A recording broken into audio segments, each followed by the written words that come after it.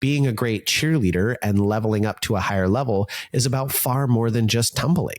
It is about your ability to stunt, your ability to jump, your stamina, your dancing, your performance. Oftentimes, what kids are looking for is to feel valued, is to feel like they are important. Winning is great.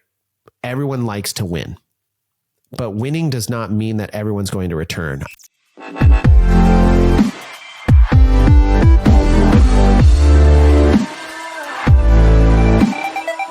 Hello, everyone, and welcome to another episode of the Cheer Biz Podcast. I'm your host, Dan Cotton, and today we are going to be talking about what I do when kids are not pre-registered for the season. Now, before we get into the episode, as always, I'm going to remind you, head on over to Cheer Gym Owners on Facebook and join that group if you're a gym owner. If you're a coach and owner, go on over to All-Star Cheer Coaches and Owners on Facebook and join that group as well. And make sure you are checking out our summer conferences this summer in Dallas. It's the last weekend of June. It's going to be absolutely phenomenal, crazy courses. We just released the class listings to our Academy members, and I mean, people are excited, and I am super excited too. So make sure you are taking advantage of that. You are not going to want to miss this conference. It is going to be one for the record books, and it is definitely going to start your season off on the right note.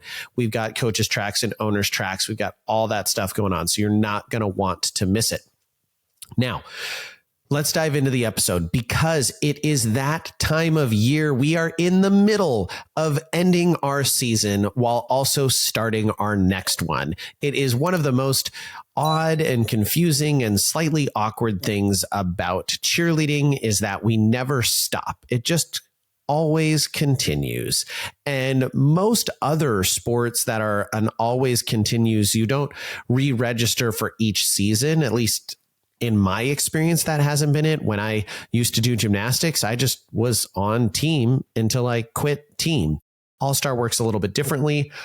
And maybe there are some gyms out there where you're automatically signed up for the next year. They don't even run a registration. You have to drop if you want to drop teams. But we run registration. And about, I want to say 4 years ago, maybe it was 5, we started with a true early registration. We used to have a sign up for tryouts, but we actually created a early registration, a super early, a early, and then an on-time registration. And we did this to incentivize people to register early. They could save money on their registration fees. And also so we could get a really good ballpark of who we had coming back and what we were expecting and what we could anticipate for the next season. Also make us look at, are we D2? Are we D1? What teams might we have? Those kind of things. So we started that about 5 years ago, and it has been absolutely game-changing for us as a business. One is it's a slight little bit of revenue at a time when things are normally pretty tight for most gyms. So the month of March is generally a tight month for a lot of us, and it brings in a little bit of additional revenue, which is great. And it also really helps us figure out what is coming and also who is not registered. So I want to talk through some of the 3 reasons that kids aren't registered and my approach to this. Now, I was actually just talking to a client this morning about this on our coaching call, and we were discussing their gym and discussing kids, leaving and starting school cheer or going to another gym or those kind of things and how they could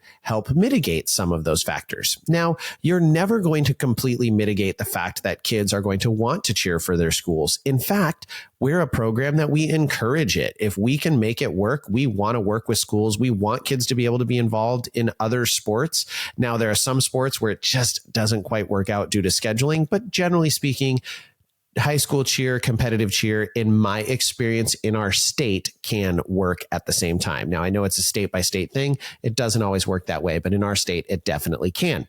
What are the reasons that kids are not registering? Well, one of the great things about the pre-registration process is it puts on my radar when kids are not registered, when kids haven't signed up early and taken advantage of that discount. Now, I used to think that this was a parent issue.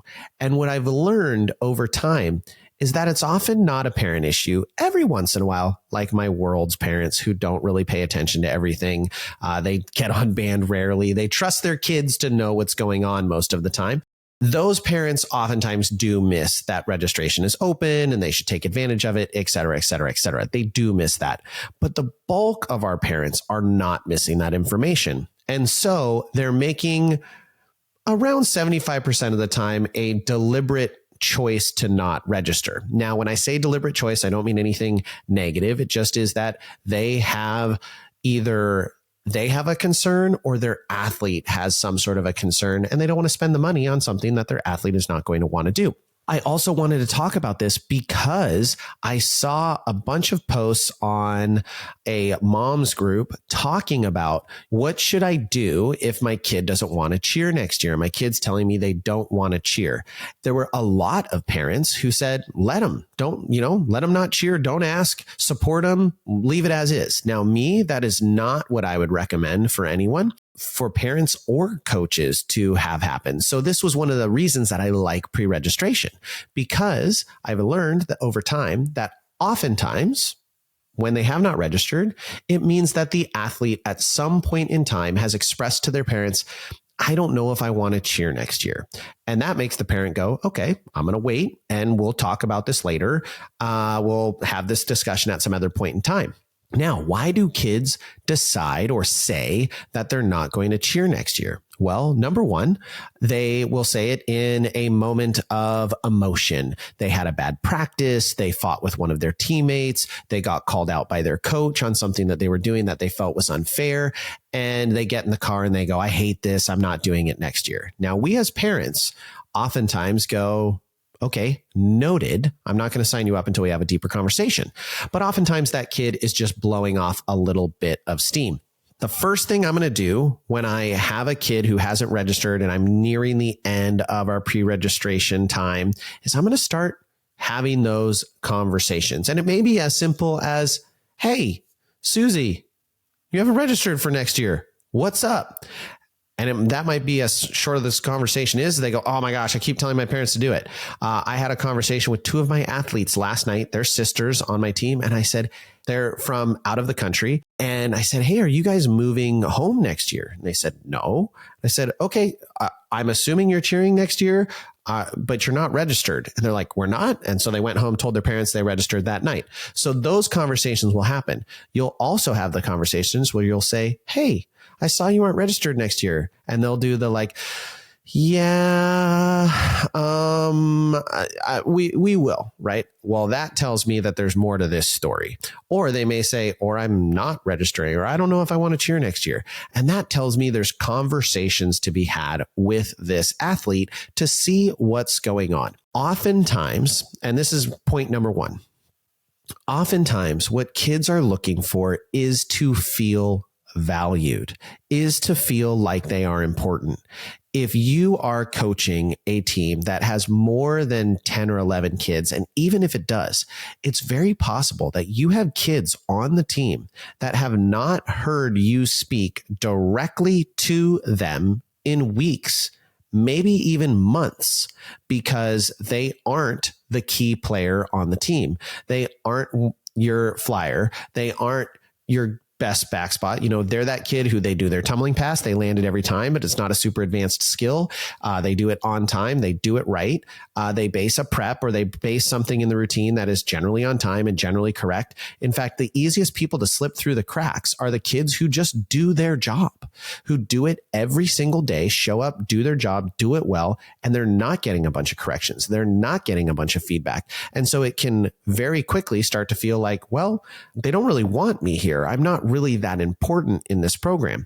And so being conscientious of that and knowing that oftentimes what kids are looking for is just to feel valued is a critical mindset to go into when you're evaluating why a kid hasn't registered yet. Beyond the desire to feel valued, there are other reasons that kids might not be registering for your season. One of those might be outside activities or things that they want to participate in that for some reason cheer doesn't allow. It is smart to understand what those things are, because occasionally, and more often than not, an athlete will think that they cannot do two things at the same time when in actuality, they absolutely can. So by having that conversation and them saying, man, I really want to be able to do a high school play this year.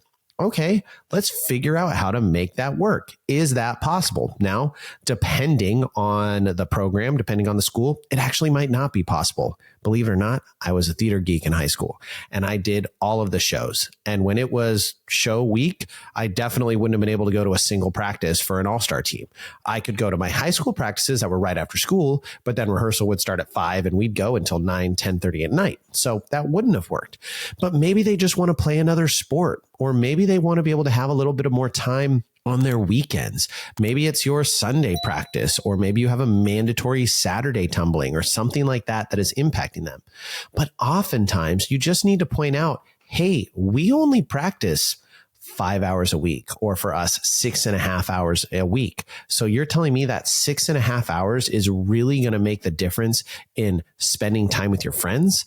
And in spending time with your friends, you're going to be leaving the gym, which is 90% of your friends. So is that really the thing that you need? More often than not, when I find those kids who are leaving to, be a teenager or have fun or just relax for their senior year or their junior year, I would say I have 2 athletes that did it that never contacted me and told me they regretted it. Those 2 athletes were sisters. The other athletes I've had do that, I'm pretty sure, I don't quote me on this, but I would be pretty confident saying that 90% of them have contacted me afterwards and said, I really wish I hadn't done that. I wish I hadn't taken the season off. I even have an athlete who did it this year, and I really did not want this athlete to take the year off. It was not good for them mentally.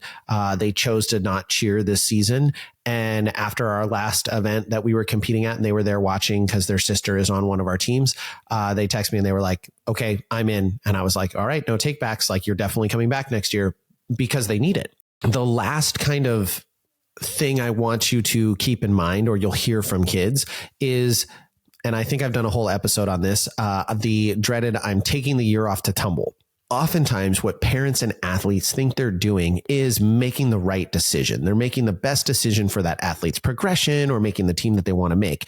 And you need to, as the adult, as the coach in that situation, show them why that is not the best approach. Now, we all know as coaches that the likelihood that they're going to be successful taking the year off and tumbling and actually leveling up to where they want to get is pretty low. Is it possible? Yes. I've had a few athletes here or there do it, but the vast majority, they take the year off to tumble. They tumble for about a week or 2. Then they go, man, I really want to just relax and I'm not getting ready for a team. I can tumble later. And it turns into the I'm starting my diet next week exercise, where every other week you say, oh, well, I'm starting my diet next week. Oh, well, I'm starting my diet next week, until you're a month out of going to the Bahamas and you really want to look good, but you only have 30 days to lose all the weight and you wish you had started your diet all those weeks ago. We're doing the same thing as athletes with tumbling. We say, I'm going to tumble, but I'll put it off. Things will come up. I'll get busy. I'll go on vacation. I'll want to hang out with friends. All those things will take the priority. And then it will be April, maybe March, that we go, oh, snap, I really need to get those skills. And now we're rushing and trying to get them back. And in fact, we've lost skills, we've lost strength, we've lost flexibility, and we're not really where we want to be. On top of all of that, being a great cheerleader and leveling up to a higher level is about far more than just tumbling. It is about your ability to stunt, your ability to jump, your stamina, your dancing, your performance. All of those factors impact your ability to go to higher and higher levels. And you're not getting those things in a simple tumbling class. As great as tumbling classes are, that's not what they're designed to do. So we want to explain those things to our athletes. And I would recommend getting out in front of it with your parents. In fact, I'm going to be doing an entire recorded video about some things to consider if you're considering taking a year off, and just putting those things out here. Hey, this would be what I would tell your athlete if they said, I want to take the year off.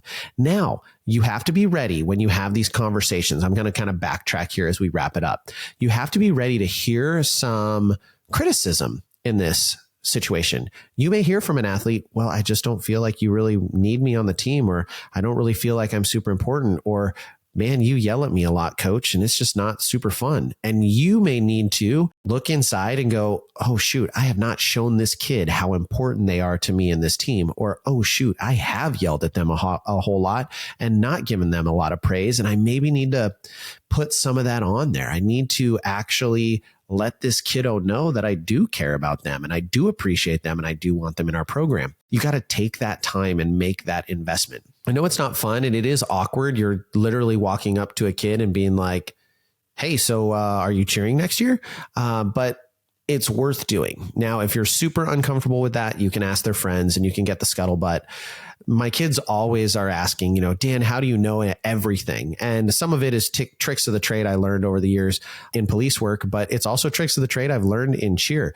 Half the time they will out themselves or out each other and tell me information.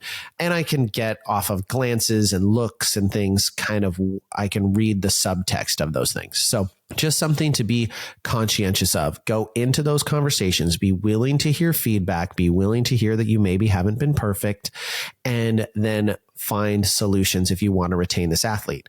Now, should you have conversations with every single athlete? No. If you have athletes that you're like, it is time for us to part ways, then allow yourself the time to part ways. But the one thing I don't want you to do is sit back and go, well, we won a whole lot, so kids are going to want to return. Or we are really, really great, so kids are going to want to return. Or we have the best uniform, so kids are going to want to return. Or our prices are the cheapest, which they shouldn't be, so kids are going to want to return. Those are not tangible things to teenagers and elementary school kids' mindsets. That's not what they are thinking about.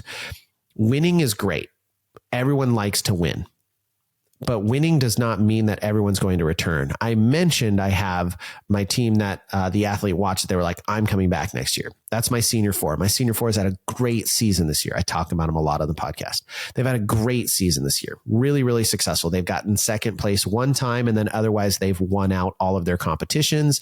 They just got a paid bid to the D2 Summit. They're doing really, really well. I don't know that we're going to win Summit, but we're going to make a stab at it. And maybe we win D2, maybe we don't. It'd be our first time ever winning. That said, lots of winning, lots of success, all that stuff. And as of last night, of my 30 kids on the team, I had 16 that hadn't registered yet. And as I've had more and more conversations, there's a good chunk of like 11 or 12 of them that are thinking about not cheering. And it has nothing to do with not winning. That's not it. It's like, yeah, it's fun. It's great. I'm winning. That's awesome. But there's always a but. Winning only takes you so far. So leaving this episode, if you haven't started registration for next season yet, find a way to get that off the ground. If you need help with that, you need to get in the academy. We can walk you through how to set that up. It is a somewhat difficult process. It's not difficult once you learn the system, but building the system and understanding how it works can take some time. So join the academy. We will get you set up with a coach and we can attack that right now. If you have registration going, be tracking it, be looking at, you should have a spreadsheet. You should know which one of your athletes is registered and not, and you should start having those conversations with your athletes on what it is they're thinking for next season. Because believe it or not, some of them are waiting for you to convince them not to quit. They're waiting for you. You need to be willing to meet them halfway. I understand the mindset of I shouldn't have to beg kids to cheer for me. I totally get it. 100%. You shouldn't. But that doesn't mean you shouldn't make kids feel valued. Make sure they understand the truth of the matter, which is that they're an important part of your team. So take that time, invest that time moving forward, and you will see your retention in your all-star program go up. I guarantee it. All right, everyone. I hope you enjoyed the episode. As always, share it with someone who would appreciate it. Thank you so much for your support. This podcast has grown exponentially over the last couple months, and I really appreciate it from the bottom of my heart. It means so much to me that I hear from so many of you who say you appreciate the episodes. I am so grateful for you. If you see me at competitions, I only have Worlds and D2 Summit yet. Please do not be afraid to come up and introduce yourself. I am happy to meet you. I would love to chat with you. I would love to meet people who listen to the podcast. Every time I get the opportunity to talk to people who I haven't met, who are like, I listen to your podcast religiously, it warms my heart. And I love hearing feedback from fans and listeners who are getting value out of this. So thank you so much for your continued support. And with that, we'll catch you on the next episode.